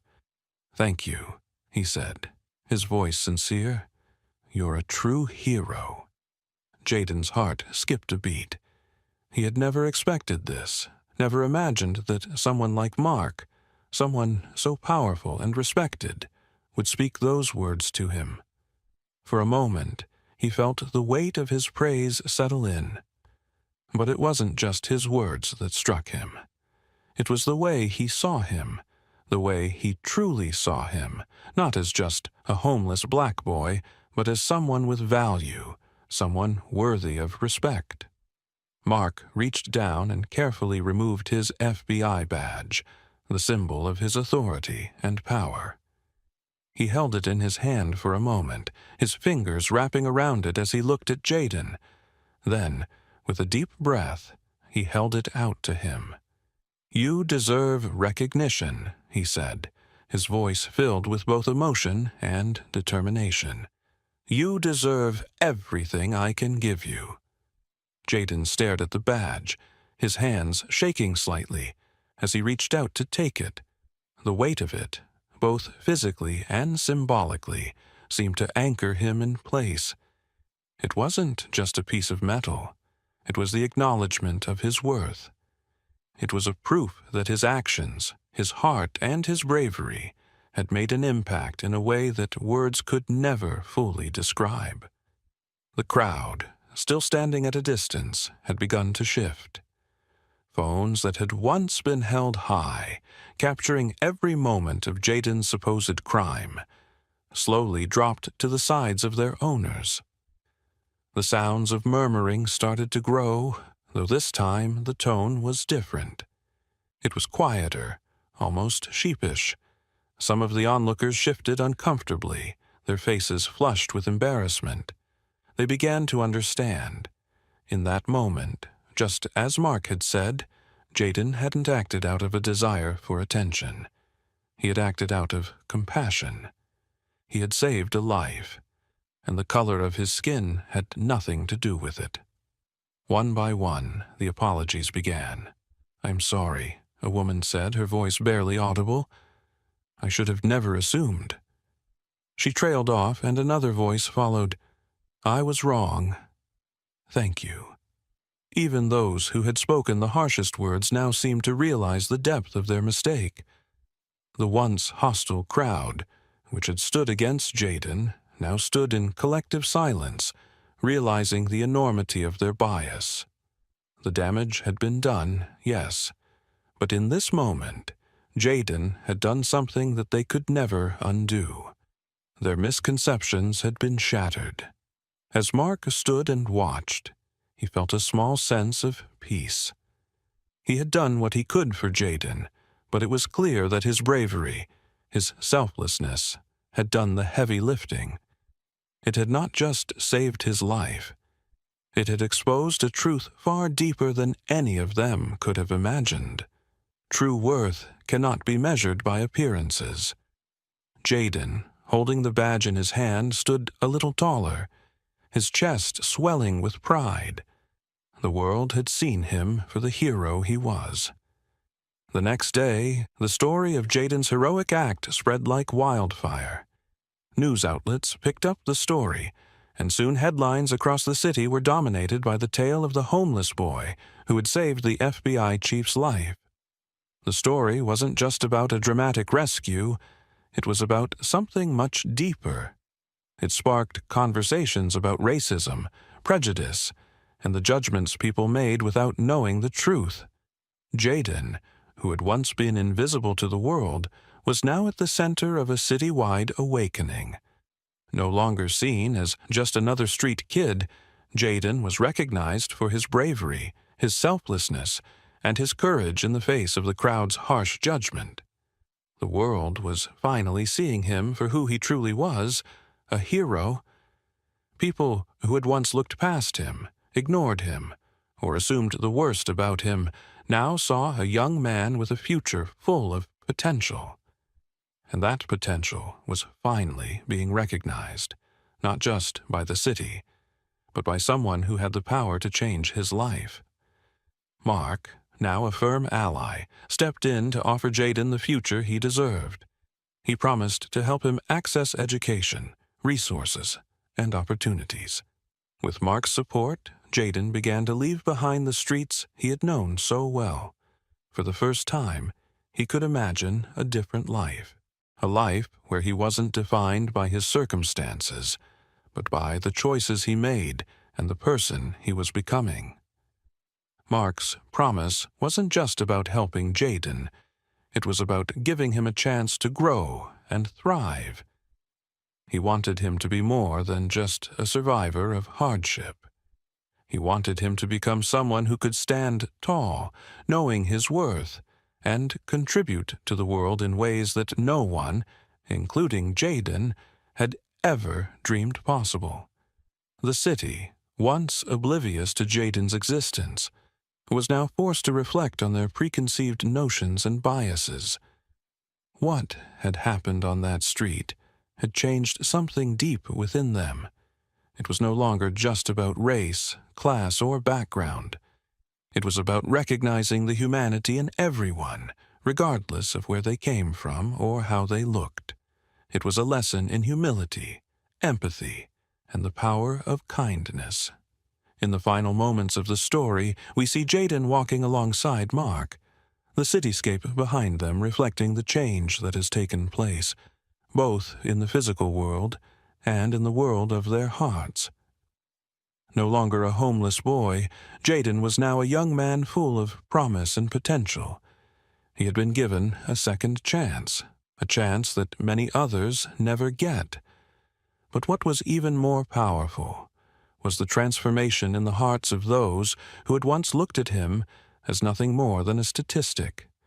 They had seen him save a life, and in doing so, he had saved them from their own biases and ignorance. As Jaden walked, his stride was confident, and his future, once uncertain, was now filled with possibilities. The story of his courage had touched lives, and in turn, it had changed the hearts of those around him. An older, white judge mocks a young black teen in court expecting an easy dismissal, only to be blindsided when the boy unleashes a brilliant, unexpected legal argument that dismantles a corrupt case and exposes hidden truths. Sweat beads on foreheads inside a packed Atlanta courthouse, where flickering fluorescent lights cast jagged shadows over a restless crowd. Skepticism hums through the air, thick as the Georgia heat pressing against the walls. Jaden Miles, a lanky 15-year-old black teen, stands at the defendant's table, tugging at the sleeves of a borrowed blazer. His cousin Tyrell, draped in jail orange, leans close and mutters, "You got this, right?" Jaden adjusts his tie with trembling fingers, offering a shaky nod in reply. Footsteps echo as Judge Harold Grayson strides in, an older white man with silver hair and a face carved from stone. Authority radiates from him, silencing the room as he claims the bench. The camera lingers on Jaden, his narrow shoulders squared against the weight of every stare. Tyrell shifts beside him, chains clinking faintly, a reminder of what hangs in the balance. Grayson settles into his seat, his presence a thundercloud rolling over the courthouse. Jaden swallows hard, glancing at the worn notebook clutched in his hands. The crowd rustles, their whispers buzzing like flies, ready to feast on failure. Grayson's shadow looms larger as he grips his gavel, poised to command the chaos. A single question burns unspoken. Can a kid in a too-big blazer turn the tide? Wood cracks against wood as Grayson bangs his gavel, the sound slicing through the humid air. "Name, boy?" he demands, his voice a low growl that rumbles across the room. Jaden rises, legs steady despite the quiver in his chest, and answers, "Jaden Miles, representing Tyrell Miles, Your Honor." Grayson chuckles, a sound sharp with condescension, and leans forward. "This is not a playground, son. You are out of your depth." Laughter ripples through the crowd, a wave of mockery washing over the teen. Jaden clenches his fists, knuckles whitening, and lifts his chin.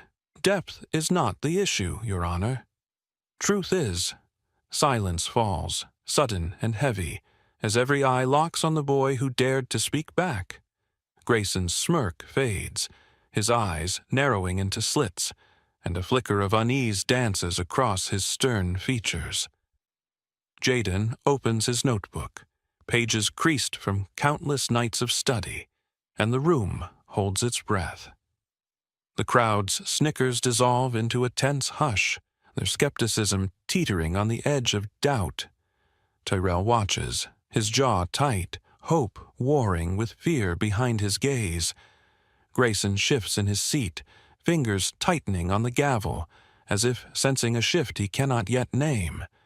Jaden's words hang like a challenge, a spark threatening to ignite something unstoppable. The notebook in his hands promises answers, but its secrets remain unopened, for now.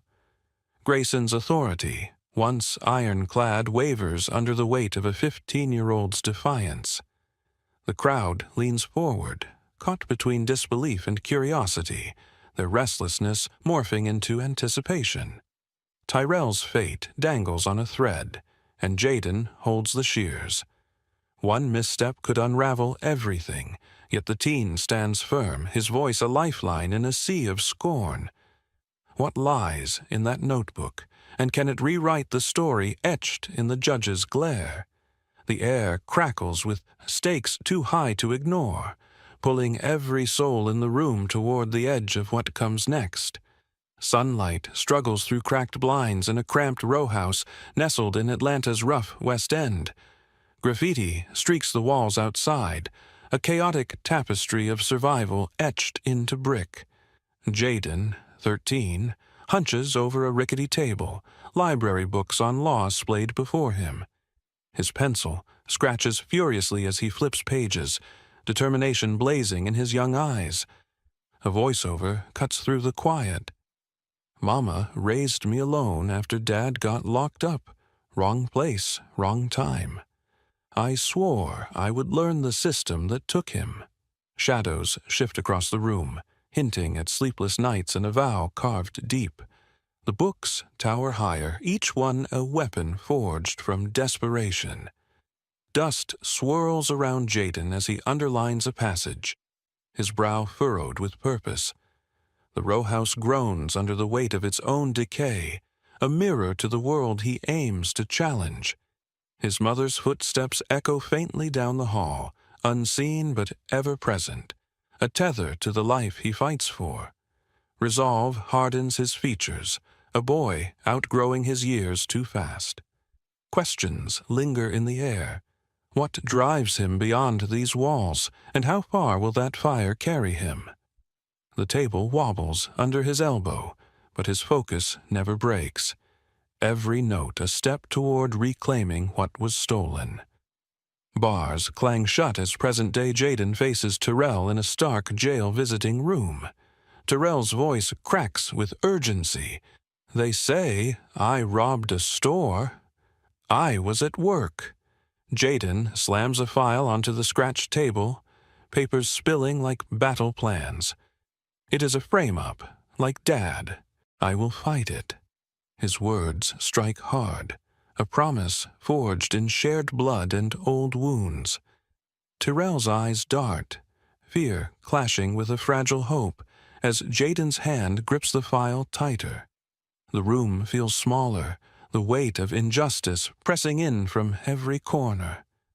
A flashback flickers, grainy news footage rolls, showing a shady arrest under a street lamp's glare. Hands shove a figure into a squad car, cuffs glinting, while voices murmur about planted evidence. The scene shifts to Sheriff Roy Tatum, a burly white man with a smug grin, shaking hands with a local businessman in a tailored suit. Their laughter rings hollow, a deal sealed in shadows. Jaden's voice cuts back in, sharp as a blade. Tatum's dirty. I will prove it. The file in his hands rustles, pages brimming with secrets yet untold. A ticking clock against a corrupt machine. Tyrell leans closer, chains rattling, his fate hinging on the boy across the glass. Jaden flips the file open, revealing scribbled timelines and circled names, a map to unravel Tatum's web. The flashback lingers in the mind. How deep does the sheriff's reach go, and who else stands to fall? Jaden's jaw sets, his earlier resolve now a roaring flame. The visiting room buzzes with tension, every word a lifeline Tyrell clings to. What evidence hides in those pages, and can a teen's grit topple a giant? The stakes climb higher, pulling the viewer into a fight where truth teeters on a razor's edge. Humidity clings to the courtroom on day 2, tension simmering beneath the hum of flickering lights. Prosecutor Ellen Vance strides forward, heels clicking, and slaps a grainy photo onto the evidence table. She declares Tyrell stands at the crime scene, her tone dripping with certainty. Jaden springs to his feet, voice steady. Objection, that is not Tyrell. The photo comes from a different day, according to the store's own log. Vance scoffs, folding her arms. He is a kid playing lawyer. Grayson smirks from the bench, his eyes glinting. Prove it, or I will end this circus. Jaden slides a time-stamped receipt across the table. Its edges worn, but numbers clear. He cites a 1972 case on evidence integrity, words precise as a scalpel. The crowd murmurs, a ripple of shock breaking their silence. Vance's jaw tightens, her confidence fraying at the edges, while Grayson's smirk falters. Tyrell shifts in his seat, hope flickering in his chained hands. The receipt glares up at the judge, a silent witness demanding answers. Whispers swell. Could a teen's gambit crack the prosecution's armor? Vance recovers, slamming her hand on the table, her voice rising. He is unfit. Disqualify him. Grayson nods, silver hair catching the light, and sets a hearing to decide Jaden's fate. The gavel falls, a hammer striking doubt into the room. Jaden gathers his notebook, resolve unshaken, as the crowd files out, their buzz electric with uncertainty. Tyrell's eyes follow him, a lifeline stretched thin. The prosecutor's demand hangs heavy. What happens if Jaden loses his chance to fight? Outside, dust swirls on the courthouse steps as Miss Clara, a retired black paralegal, intercepts Jaden. Her gray curls frame a face etched with purpose. Tatum's name appears in your notes. He framed my nephew, too.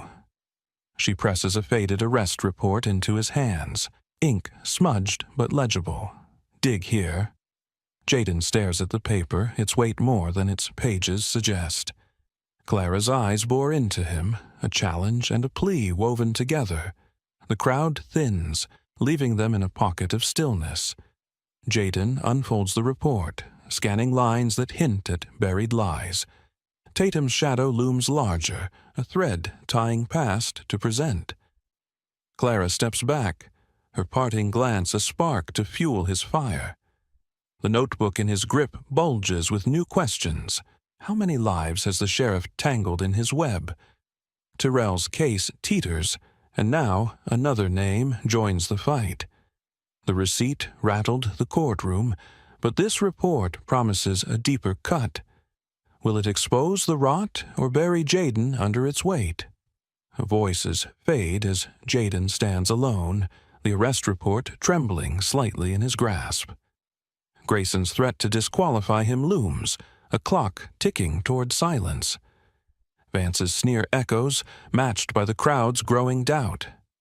Yet Clara's words ignite a path forward, jagged and untested. The stakes climb, a mountain built on one teen's shoulders. What ties Tatum to these frames, and can Jaden unearth it before the hearing snaps shut? The courtroom awaits, its tension a coiled spring pulling every eye to the boy who dares to defy. Darkness cloaks Atlanta's West End as Jaden hurries home, Clara's arrest report tucked tight against his chest. 2 deputies emerge from the shadows near his row house, their bulk blocking the cracked sidewalk. "Drop it, boy!" One growls, stepping closer. Jaden bolts, feet pounding pavement, the report a lifeline in his grip. Breath ragged, he slips inside, barricading the door with a chair. At the rickety table, he spreads the papers, eyes tracing a pattern. Sheriff Tatum falsified arrests, each tied to land snatched for profit. The realization hits. Terrell's just the latest mark. Lamplight flickers as Jaden connects dates and names, his pencil trembling with each circled link. The deputy's threat echoes, a warning of how close the noose draws. His mother sleeps down the hall, unaware of the storm brewing around her son. Tatum's scheme sprawls across the pages, a web of greed Jaden alone can expose. Footsteps shuffle outside, then fade. How long until they return? The report burns in his hands, a fuse lit for the final day. Chaos reigns in the courthouse as the trial resumes, the crowd's roar barely contained. Jaden stands, voice cutting through the din. Tyrell's arrest was a setup. Sheriff Tatum has been framing folks to clear land for developers. Vance leaps up, objecting, her face flushed with fury. Miss Clara rises, steady despite the glare of every eye. "He did it to my family, too," she declares, her words a hammer striking steel. The room shifts, murmurs swelling, but evidence vanishes mid-trial, files snatched from the table. Jaden presses on, unwavering. Memory takes over as Jaden recites, Case 1472. Tatum's signature appears on 3 fake reports. Gasps ripple outward, a tide of disbelief crashing against the walls. Sheriff Tatum storms in, red-faced, his bellow splitting the air. "You little—" Grayson bangs his gavel, wood splintering under the force, but the crowd drowns him out. Clara lifts a recorder, her hand steady, and presses play. A voice crackles, "Pin it on the miles, kid." The room explodes, shouts, gasps, chairs scraping as truth tears through the lie. Deputies hesitate, then move, cuffing Tatum as he thrashes, veins bulging in his neck. Vance slumps, her objection silenced by the recorded call echoing in the stunned hush. Jaden clutches his notebook, the last thread of his fight unspooling into victory. Terrell's chains glint, his eyes wide with a hope he dared not name. Clara nods at Jaden, a silent salute from one survivor to another. The gavel falls again, useless against the uproar. What happens when the sheriff's empire crumbles? Tatum's curses fade as deputies drag him out, the crowd surging to its feet. Grayson's authority frays, his stern mask cracking under the weight of exposed rot. Jaden stands tall, a boy who toppled a giant with paper and grit. The missing evidence lingers, a ghost in the chaos. Did Tatum's men steal it, or does it wait to resurface? Terrell's fate balances on this moment, the recorder's words a key to his cell. The room pulses with stakes laid bare, a climax that demands every eye stay fixed on the fallout. Evening light bathes the courthouse steps as a crowd erupts in wild cheers, their voices bouncing off Atlanta's stone facade. Terrell emerges, chains gone, his jail orange swapped for a borrowed jacket. He pulls Jaden into a fierce hug, the weight of freedom sinking in. Grayson descends from the bench, his silver hair dull under the fading sun, and pauses before Jaden. "You have guts, Miles. Do not waste it," he says, voice rough but steady, then turns away, a man unmoored. A local attorney, sharp-suited and smiling, steps forward. "I mentor talent. Join me." Terrell claps Jaden's shoulder,